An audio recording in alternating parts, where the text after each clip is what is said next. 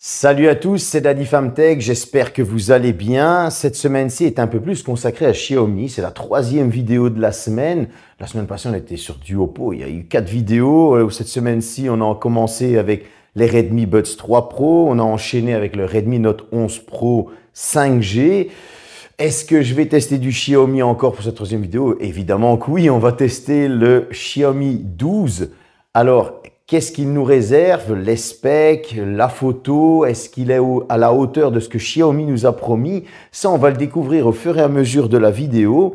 Avant ça, je vais vous demander de me mettre un like, de vous abonner, d'activer la petite cloche. Ouais, c'est important, je sais bien, je vous ennuie avec ça. Mais en tout cas, ça vaut la peine parce que regardez quand même, je vous teste le Xiaomi 12. Donc voilà, je suis quand même dans les nouveautés. J'arrive à plus ou moins suivre l'élite de YouTube. Allez, je vous envoie le test tout de suite.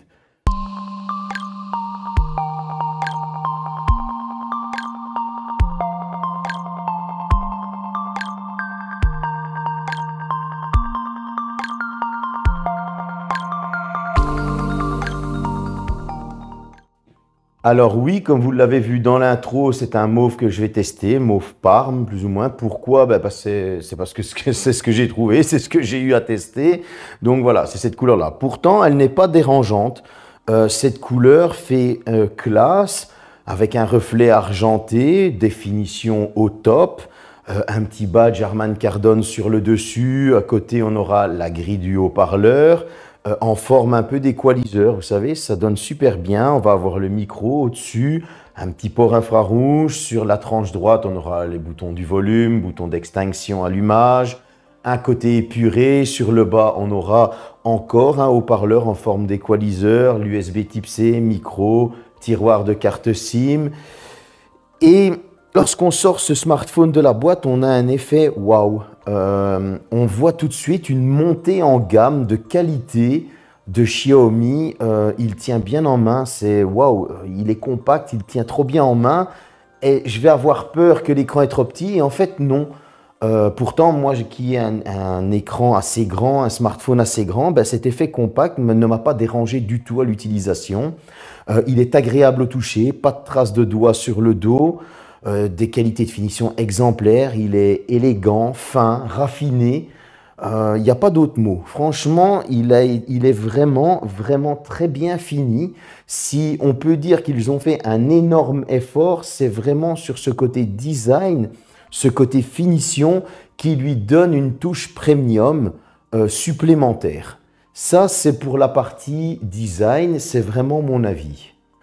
Concernant l'écran, on a une taille de 6,28 pouces en AMOLED avec un taux de rafraîchissement de 120 Hz adaptatif. On a de l'HDR10+, on a du Dolby Vision, un échantillonnage tactile de 480 Hz, du Gorilla Glass. On a une caméra frontale en poinçon sur son centre. Voilà, on a un lecteur d'empreintes sous écran qui est très réactif, mais malheureusement placé un petit peu trop bas, c'est mon avis. J'aurais aimé qu'il soit placé 2 cm plus haut. Maintenant, au niveau de l'écran, c'est vraiment du régal, il n'y a pas d'autre mot. L'écran est très très beau, les couleurs sont franchement très bonnes. La luminosité de 1100 nits, eh bien honnêtement, elle a le rendu qu'elle annonce, parce qu'en pleine clarté, que ce soit dans la maison avec les lampes ou dehors avec le soleil, je n'ai pas eu de problème à l'utilisation de reflets ou autres. En plus, cette luminosité est adaptative, elle se met directement à son maximum. Personnellement, sur l'écran, j'ai été vraiment conquis. Encore une fois, ce format compact ne m'a pas paru si compact que ça à l'utilisation. C'est un peu bizarre ce que je dis, mais en tout cas, voilà, pour l'écran, j'ai trouvé qu'il était vraiment très bon. Le menton sur le bas est omniprésent, il est presque pas là en fait. Mais on voit vraiment qu'il y a un tout petit menton, mais rien de dramatique. Franchement, au niveau de l'écran, pour moi, ils ont fait du très très bon travail. On a des bords incurvés parce que c'est le côté un petit peu premium encore une fois. Donc pour l'écran, c'est aussi validé comme le design. Jusque-là, c'est un sans faute. Maintenant, on va parler un petit peu des specs purs. Au niveau du stockage, on va retrouver 256 Go en UFS 3.1. C'est la version 8 Go de RAM. Il y a une version 12 Go de RAM, c'est du LPDDR5. En processeur, bien évidemment, on aura le Qualcomm 8 Gen 1 et en GPU, un Adreno 730. Tout ce petit monde est connu par les gens qui sont fans de tech, par les gens qui suivent la tech, les tests aussi. Pourquoi? Pour celui qui veut choisir le smartphone qui lui convient le mieux en premium, en haut de gamme ou en ultra haut de gamme, eh bien voilà, ce sont des specs qui maintenant tournent. Tout smartphone qui veut aller dans l'ultra haut de gamme et qui se respecte va avoir ce genre de spec, soyons honnêtes. Là où j'ai été étonné, c'est quand j'ai lancé les scores bench. Alors bon, j'ai testé un Find X5 Pro, j'ai déjà testé un H30 Pro de chez Motorola. Vous le savez, le Motorola m'avait déjà assez étonné au niveau des scores bench. Je suis en train de tester le Realme GT2 Pro aussi, et ça donne aussi du lourd. Et du coup, quand j'ai lancé le Xiaomi 12 et que je me suis dit au Geekbench, je serais curieux de voir ce qu'il donne, il m'a donné un score au simple cœur de 1216 et un score au multicœur de 3486. Ce qui, je trouve, est pas mal du tout quand on a ce petit téléphone compact. D'office qui va nous sortir des scores bench comme ça fait un effet waouh, ça veut dire petit mais costaud. Vous voyez ce que je veux dire? Et là, je suis assez étonné. Tandis que au score AnTuTu, là, je me suis dit, on va voir qu'est-ce qu'il va nous donner. Il m'a sorti un score de 947 406 points, ce qui, je trouve, est juste top. Il n'y a pas d'autre mot. C'est top. Encore une fois, ça fait vraiment penser, petit mais costaud, mouse costaud, ça fait vraiment penser à ces petits trucs-là, parce que pourquoi? Le téléphone est petit, compact, il tient bien en main, agréable, léger, vous voyez ce que je veux dire? Donc, du coup, on se dit, on ne s'attend pas à un tel débouché de puissance, clairement. Donc, franchement, j'ai été étonné. Et du coup, je me suis dit, on va voir tout de suite qu'est-ce qu'il donne en jeu. Vous le savez bien, quand ça sort des scores bench comme ça, on va tout de suite partir sur 4 jeux. J'ai rajouté forcément Call of Duty Mobile. Comme vous pouvez le voir en ce moment sur Call of Duty Mobile, j'ai été assez étonné que graphiquement c'était juste trop beau parce que les graphismes étaient mis au maximum. Niveau fluidité, il n'y avait aucun problème. Ça bougeait dans tous les sens, il n'y avait pas de bug, pas de ralentissement, pas de saccade. Call of Duty Mobile, c'était juste du pur bonheur à jouer. J'ai pris un certain plaisir, franchement, malgré l'écran qui était plus petit. J'avais un peu plus de mal, par contre, à jouer. Oui, parce que si vous avez des plus grandes mains, là, c'est là que le design compact pose un petit souci. Mais il n'y a pas eu réellement de problème. Je suis parti sur Asphalt 9.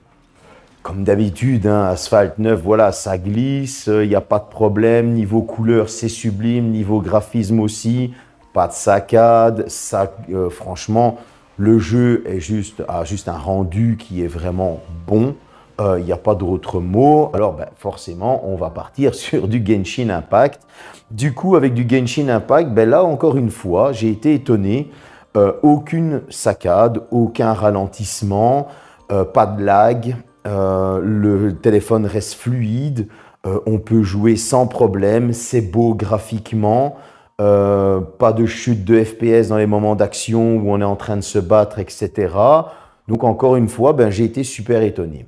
On est parti en dernier sur Fortnite. Vous le savez bien, je suis taquin. J'aime bien le titiller un petit peu. Et là, sur Fortnite, encore une fois, je pouvais monter les FPS, mais je me suis dit, on va rester sur du 30 FPS, la base, avec des graphismes épiques. Et sur Fortnite, évidemment, des FPS stables. Graphiquement, on était sur du Epic, donc ça coulait de source, que ça allait super bien donner. Adreno 730, 8 Gen 1.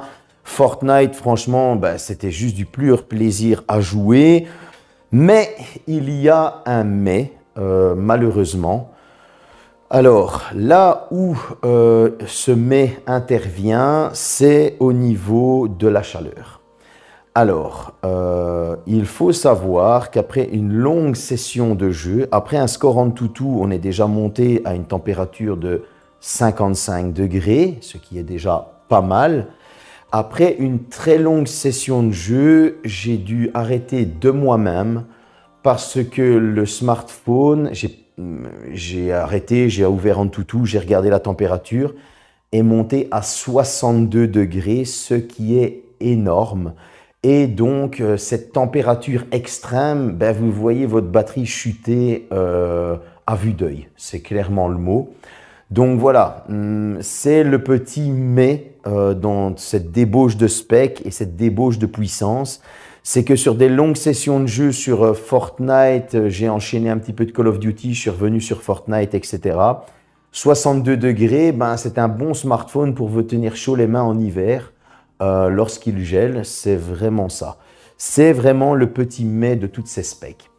Comme je vous parlais d'autonomie, on va enchaîner tout de suite, on terminera sur la photo. Au niveau de l'autonomie, ben, ce smartphone a une charge rapide de 67 watts, il a une batterie de 4500 mAh et une charge sans fil de 50 watts. Je peux vous dire qu'en 15 minutes, vous allez récupérer 57%, en 30 minutes, vous allez récupérer 92% et en 35 minutes, plus ou moins, vous allez récupérer vos 100%, ce qui est très correct. Vous allez pouvoir tenir en utilisation, on va dire polyvalente, un petit malheureusement 12 à 13 heures. Malheureusement, c'est ce que j'ai tenu, entre 12 et 13 heures en usage polyvalent. Ça veut dire que vous partez à 7 heures du matin, vers 19 heures, il faudra penser à le charger parce qu'il vous restera 10%. Et en utilisation intensive, là, comptez que vous allez perdre entre 3 et 4 heures d'autonomie.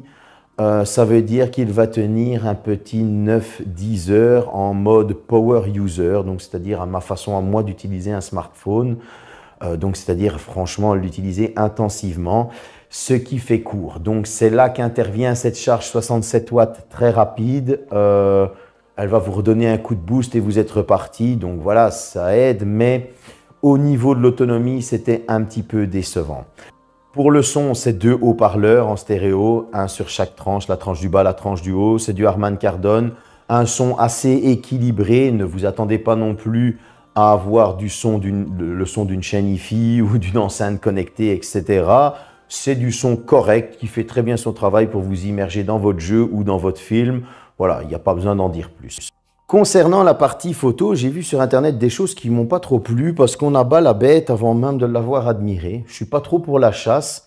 Moi, j'aime bien tester, vous savez, je le pousse au bout des choses et voilà. Il y en a, bon, ils ont leur petit sponsor par une marque, par l'autre marque, donc du coup, ils aiment bien défoncer sans même avoir essayé de tester. C'est pas mon délire. Et moi, du coup, je me suis dit, on va voir ce que ça donne à fond. En caméra selfie, grand angle de 32 mégapixels avec une ouverture de 2.5. J'ai trouvé que les photos portraits étaient assez bonnes. Le contouring du bokeh était pas mauvais du tout. Moi, personnellement, j'ai vraiment bien aimé.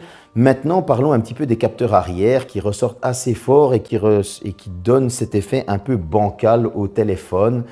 Comme premier capteur, on a un 50 mégapixels ouverture 1.9 grand angle, un deuxième capteur 13 mégapixels ouverture 2.4 ultra grand angle, un troisième capteur 5 mégapixels ouverture 2.4 télé macro. Pas de téléobjectif sur ce téléphone, donc voilà, Xiaomi a suivi un peu la voie du Motorola H30 Pro. Bon, ils n'ont pas copié, ils ont fait ce choix-là comme Motorola. Et est-ce que c'est mauvais? Bon, il faut savoir qu'on est sur du Sony IMX 766, donc c'est pas rien quand même. Ce téléphone, en photo de nuit, comme vous pouvez le voir à l'Aptomnium, elles sont franchement très bonnes. Il n'y a pas à dire. Moi, j'ai trouvé que la photo que j'ai faite de l'Aptomnium était vraiment de très très bonne qualité, avec du détail, de la bonne couleur, même de nuit. Donc pour cette partie-là, on va la mettre un petit peu de côté. On va partir faire une petite visite à la tour d'Ebenezer. C'est une tour qui a été construite après la Seconde Guerre mondiale. Je vous mettrai tous les liens dans le descriptif si vous voulez aller la visiter en famille. Et là, vous allez voir la partie zoom, ultra grand angle, zoom comme je fais toujours. Vous allez voir la partie macro. Et vous allez voir une petite vidéo macro que j'ai faite. Et cette vidéo macro m'a franchement subjugué. Le détail de cet insecte lorsqu'on est en train de filmer, alors qu'il est tout petit, il est en train de butiner. Franchement, c'était juste du pur bonheur.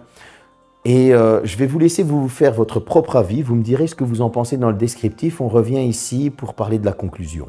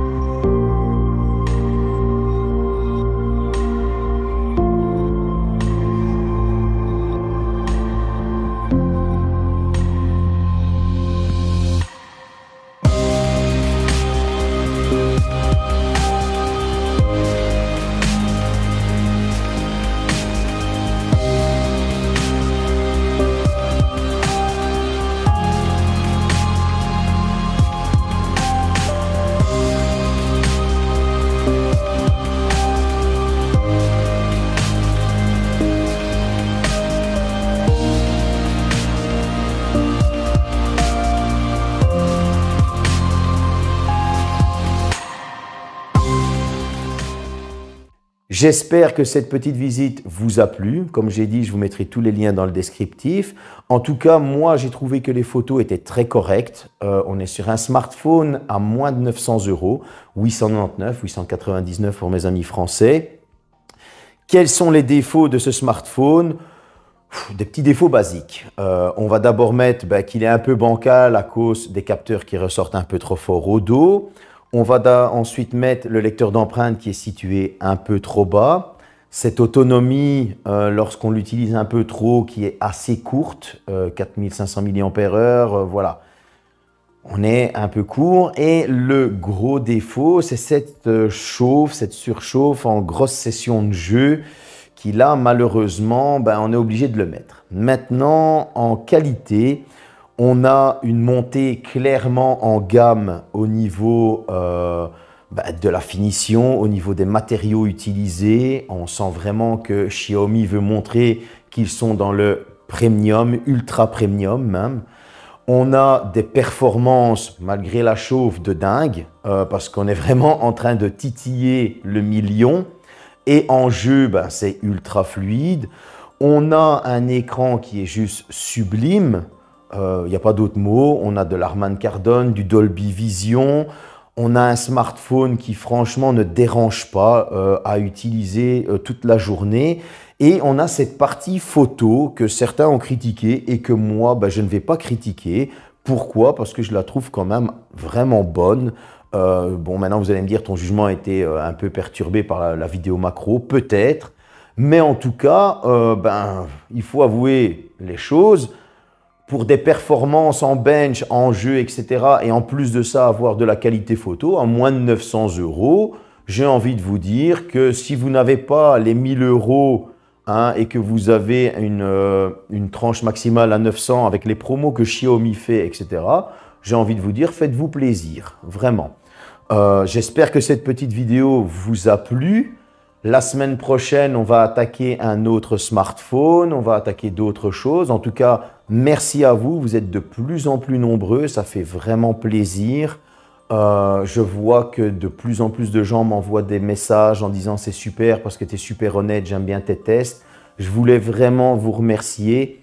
Je vous ferai limite une vidéo dédiée si vous voulez, mais en tout cas, franchement, ça me touche quand vous me mettez des commentaires comme ça et que vous commentez les vidéos, que vous me donnez votre avis, que vous me donnez des conseils pour améliorer les futures vidéos. Merci à vous. À bientôt.